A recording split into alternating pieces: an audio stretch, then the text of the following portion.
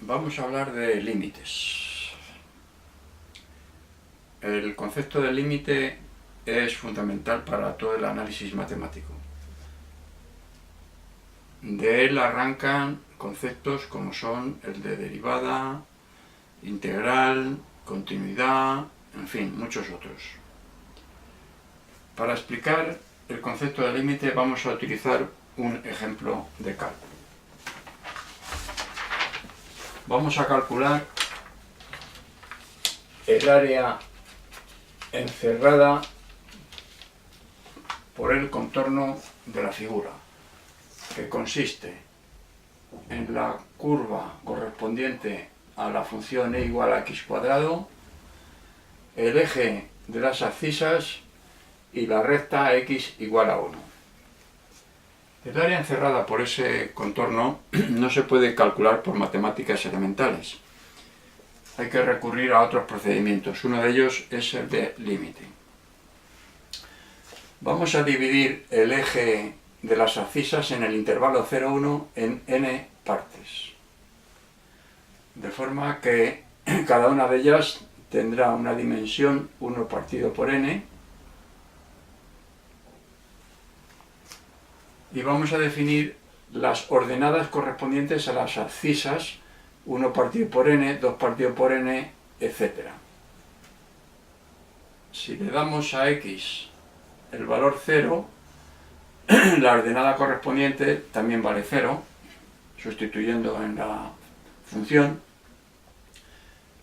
x 1 partido por n, la y valdrá 1 partido por n al cuadrado. X 2 partido por n, la y valdrá 2 partido por n al cuadrado, etc. Hasta n-1 partido por n, en el que la y valdrá n-1 partido por n al cuadrado. El área encerrada, que vamos a llamar S, la vamos a aproximar por la variable discreta S sub n, que es la suma de todas las áreas de todos estos rectángulos que se forman aquí entre cada una de las abscisas que hemos descrito aquí, que hemos citado. Entonces S sub n va a ser igual a 1 partido por n. Si le damos a la ordenada el valor que tiene en la abscisa izquierda de cada rectángulo, aquí tendremos que el valor será 0, la altura de ese rectángulo,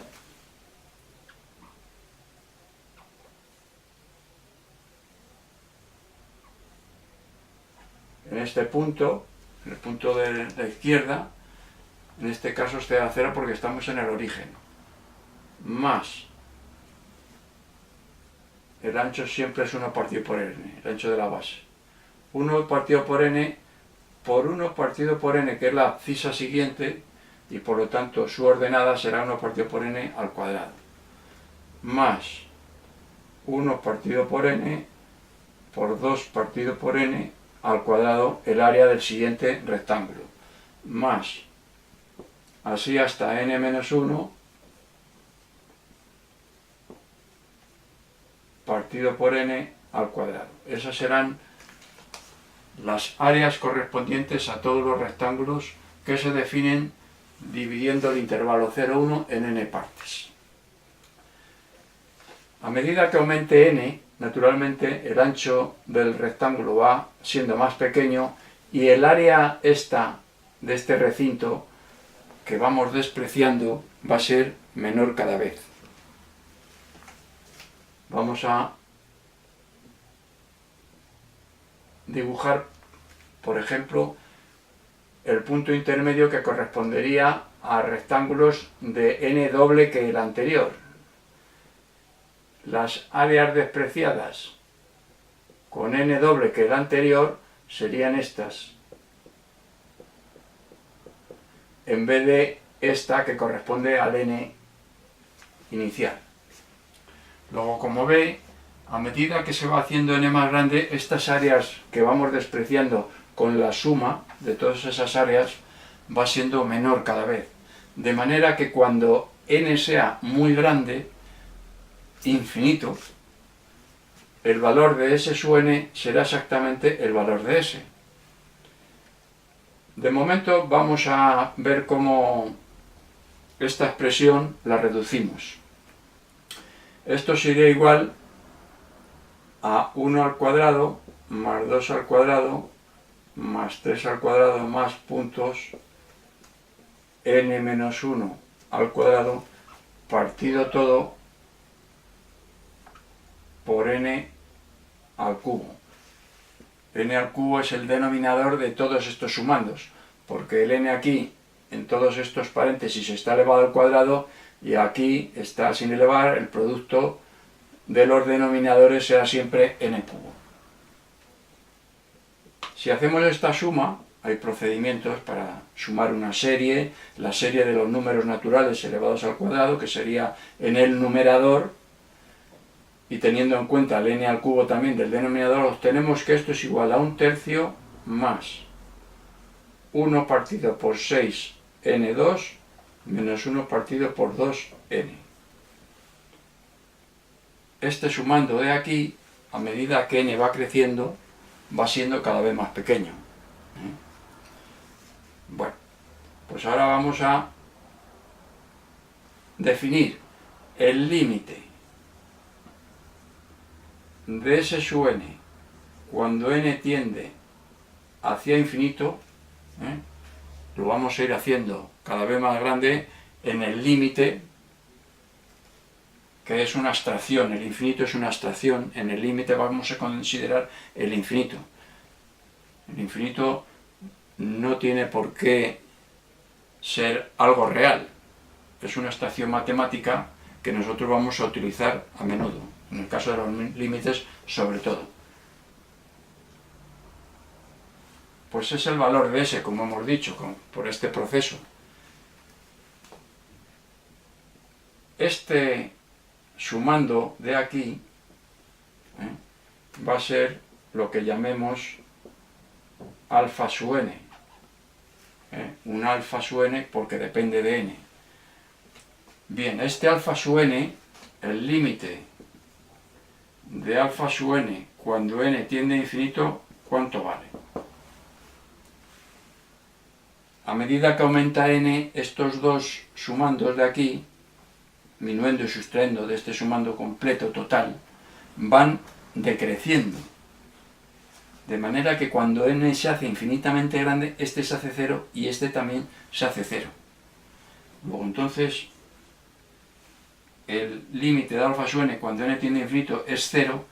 Este alfa sub n es lo que denominamos un infinitésimo. O sea, una cantidad, una variable que tiende a 0 cuando su n correspondiente va tendiendo hacia infinito. El n, que es el que interviene como variable dentro de esta otra variable dependiente o función, que es discreta. ¿Por qué? Porque n va tomando valores 1, 2, 3, etcétera, etcétera, hasta infinito.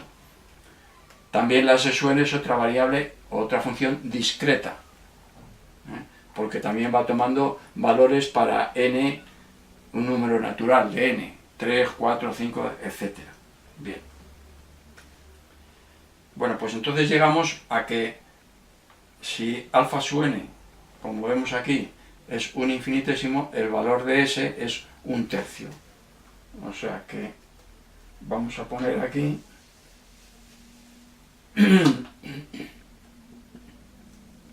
haciéndolo mejor, más correcto, y como el límite de alfa sub n cuando n tiene infinito es 0, perdón, 1/3, esto es igual a 1/3. Vale. Ya hemos encontrado el área. Ahora vamos a definir lo que entendemos por infinitésimo. Prácticamente está ya dicho, pero vamos a hacerlo con un poco más de exactitud, de precisión. Se dice que alfa sub n es un infinitésimo cuando para todo epsilon mayor que 0, tan pequeño como queramos, existe un n tal que para todo n mayor que ese n, n es un número positivo, número natural positivo, n mayor que n,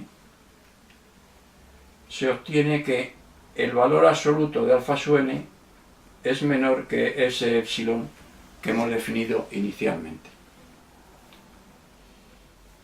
Vamos a definir ahora el infinito. Hemos definido el infinitésimo. Hay funciones que son infinitas y las vamos a designar por el infinito y vamos a decir que el límite de x sub n cuando n tiende a infinito es igual a infinito. Para definir con más precisión el infinito diremos que una función es infinita, es un infinito, cuando para todo m suficientemente grande o tan grande como queramos existe un n, vamos a ponerlo m, existe un n tal que para todo n mayor que ese n el valor absoluto de x sub n es mayor que ese m que hemos definido inicialmente, tan grande como queramos.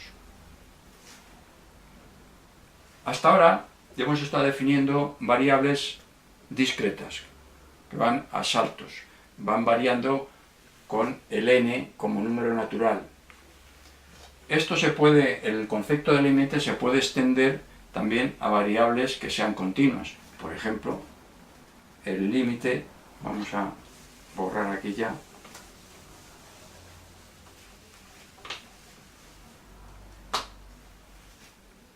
el límite de 1 partido por x menos a cuando x tiende a quién es igual? Pues a infinito. Si x tiende a, este denominador se hace 0, luego esto tiende a infinito. Estamos ya hablando de variables continuas. Variables continuas. Hasta ahora, todos los límites que hemos calculado han estado determinados. Quiero decir que para el valor que toma la variable que interviene en la función cuyo límite estamos calculando, la sustituimos por su extremo, por el extremo al que puede llegar, obtenemos un valor, pues el infinito, puede ser 0, cualquier otro valor que es concreto. Pero puede ocurrir que sean valores los que obtengamos de así a primera vista, indeterminados. Por ejemplo, una forma de indeterminación es 0 partido por 0. Pues vamos a calcular un límite de esta manera, de entrada, que es indeterminado, lo vamos a calcular para que vea que hay procedimientos para solventar esta indeterminación.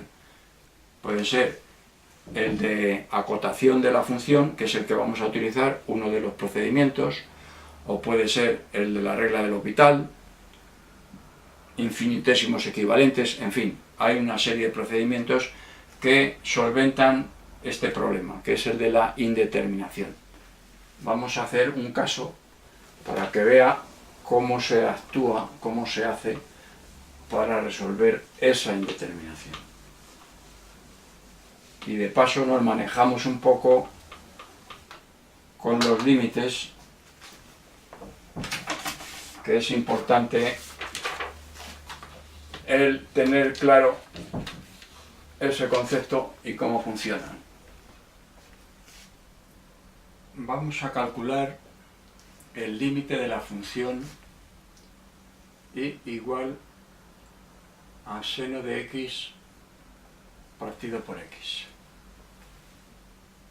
Límite cuando x tiende a 0.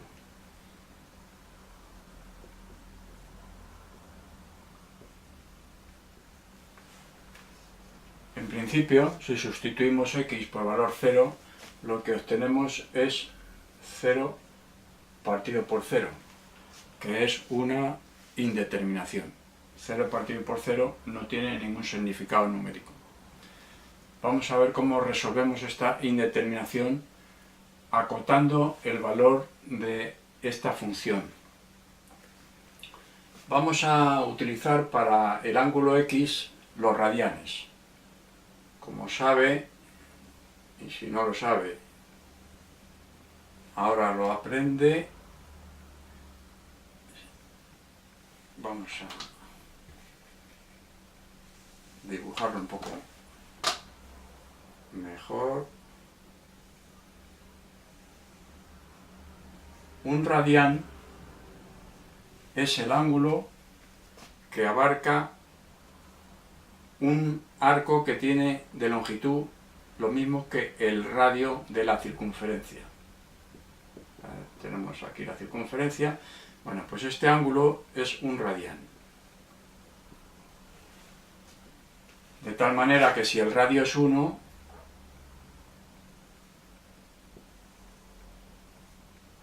la longitud esta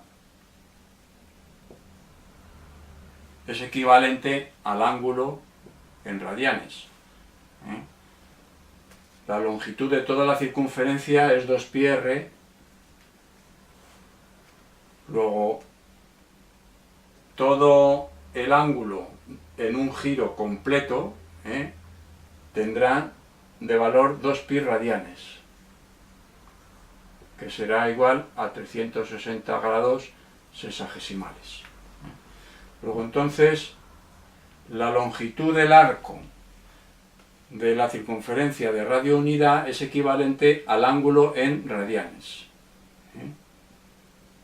Esa longitud son X radianes para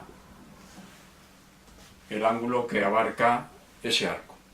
Por eso aquí tenemos que el arco X de la circunferencia de radio unidad es el ángulo en radianes. Si observamos la figura, vamos a ver que seno de x, x y tangente de x guardan unas determinadas relaciones de desigualdad. Podemos escribir que seno de x es menor que x y es menor que la tangente de x. Seno de x, aquí se ve claramente que es este segmento. Recordamos que esta es la circunferencia de radio unidad, luego este segmento nos define el seno. Esto es el arco, que es equivalente, hemos dicho, al ángulo en radianes, y este otro segmento es la tangente de x. Que el seno de x es menor que x ya hemos dicho que se ve claramente ahí. Que x es menor que tangente de x. Vamos a ver de una manera gráfica cómo llegamos a esa conclusión.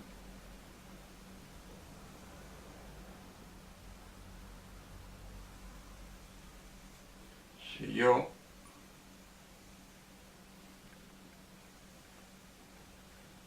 tomo en el arco este que digo que es X un pequeño ángulo, un ángulo tan pequeño como para considerar que estos arcos pequeños son segmentos rectos. Depende prácticamente. Si el ángulo es muy pequeño, eso es verdad. O sea, la tendencia es que a que se iguale el valor del segmento recto con el arco. Si estamos hablando de ángulos muy pequeños. Bueno. Entonces, la tangente, que es desde aquí hasta aquí, es igual a la suma de estos segmentos que vamos a llamar B sub I. Y a estos otros segmentos, casi segmentos, los vamos a llamar A sub I. Entonces digo que tangente de X es igual a la suma de los B sub I. Y el arco X completo, es igual a la suma de los A sub I. Ahora vamos a comparar los A sub I con los B sub I. El A sub I es ortogonal a la bisectriz de este ángulo pequeño que estoy aquí, que he dibujado aquí. Y está más cerca del orígeno de ángulos, de medida de ángulos. Luego, el A sub i es menor que el B sub i por dos motivos, porque está más cerca del orígeno que el B sub i, y porque además el A sub i es ortogonal a la bisectriz, mientras que el B sub i tiene una cierta inclinación, no es ortogonal. Luego, entonces, el A sub i siempre es menor que el B sub i. Luego la suma, por lo tanto, de los B sub i va a ser siempre mayor que la suma de los A sub i. Luego, entonces, x va a ser menor que tangente de x. Bueno. Visto esto, vamos a ver cómo manipulamos esta desigualdad para acotar la función cuyo límite queremos calcular. Si dividimos por seno de x en los tres miembros de la desigualdad, ¿qué me queda? Aquí me queda 1. Aquí me queda x partido por seno de x. Estoy dividiendo por el mismo seno de x, por el mismo divisor. Luego no cambio el sentido de las igualdades. Tangente de x es igual a seno de x partido por coseno de x. Luego aquí me queda 1 partido por coseno de x. Si ahora invierto los quebrados, paso el numerador al denominador y el denominador al numerador, sí que cambia el sentido de la desigualdad, porque lo que antes era menor se convierte en mayor al cambiar el sentido de la desigualdad. Luego me queda 1 mayor que seno de x partido por x mayor que coseno de x. Si ahora hago que x tienda a 0, esto, ¿en qué se me convierte? Coseno de 0 es 1. Luego me queda 1 entre seno de 0 partido por 0 y 1. Luego, si está comprendido entre 1 y 1, no le queda otra alternativa que ser 1. Luego el límite que estoy buscando es igual a 1. Antes hablábamos de las indeterminaciones, de que había varias. Esta es una. Estamos hablando de indeterminaciones que aparecen al calcular los límites, y estas son de varios tipos. Por ejemplo, la primera que hemos visto es 0 partido por 0, que es una indeterminación de tipo cociente. Hay otra que es infinito partido por infinito. Eso también es otro número indeterminado. No sabemos qué vale eso. Diferencia es otro tipo de indeterminación, que es infinito menos infinito. Esa es otra indeterminación. Para números muy grandes, tendiendo a infinito, no sabemos esa diferencia qué puede valer. Tenemos también la producto, indeterminación tipo producto, que es 0 por infinito. Esta y esta son equivalentes, como se puede fácilmente, porque si infinito es 1 partido por 0, lo sustituyo, tengo esta, y si al 0 le hago 1 partido por infinito, tengo esta otra. Y luego hay otras que son de tipo potencial exponencial, que son 0 elevado a 0, infinito elevado a 0 y 1 elevado a infinito. Esas son las indeterminaciones con signos más o menos que pueden cambiar, que pueden aparecer a la hora de calcular límites. Cuidado con el uso de los ceros y los infinitos. No se pueden tratar como números, como los números restantes que estamos habituados a tratar.